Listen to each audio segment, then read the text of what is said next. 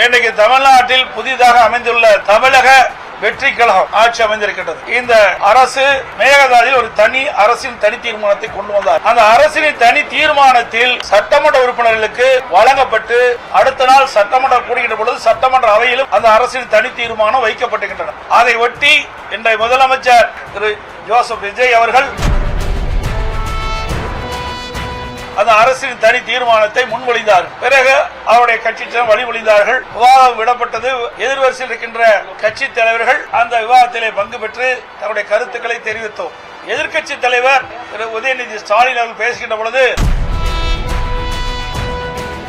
ஒரு கருத்தை தெரிவித்தார். அந்த கருத்தின் அடிப்படையில் முதலமைச்சர் அவர்கள் தங்களுடைய பதில் உரையில நடுவர் மன்றம் அமைக்கப்படுவது குறித்து கருத்தை தெரிவித்தார். இது தவறானது. ஏற்கனவே அரசின் தனி தீர்மானத்தில் எது முன்மொழியப்பட்டதோ அதைத்தான் அவர் பதில் உரையிலே தெரிவித்திருக்க வேண்டும். ஒரு திருத்தத்தை மேற்கொள்ள வேண்டும் என்றால் சட்டப்பேரவை விதி 104 கீழ் என்ன திருத்தம் மேற்கொள்ளப்படும் என்று அவை தலைவருடைய அனுமதி பெற்று அவையில் முன்மொழிய வேண்டும். பிறகு விவாதத்துக்கு எடுத்துக் கொள்ளப்பட வேண்டும், ஓட்டெடுப்பட வேண்டும். பிறகுதான் ஏற்கனவே அரசியல் தீர்மானத்தில் சேர்க்கப்பட வேண்டும். இதுதான் 104 சட்டப்பேரவை விதி 104 கீழ் தெரிவிக்கப்படுகிறது. இது குறித்து தான் நாங்கள் நீதிமன்றத்தில் வழக்கு தொடர்ந்திருக்கின்றோம். தற்போது நடுவர் மன்றம் தேவையற்றது.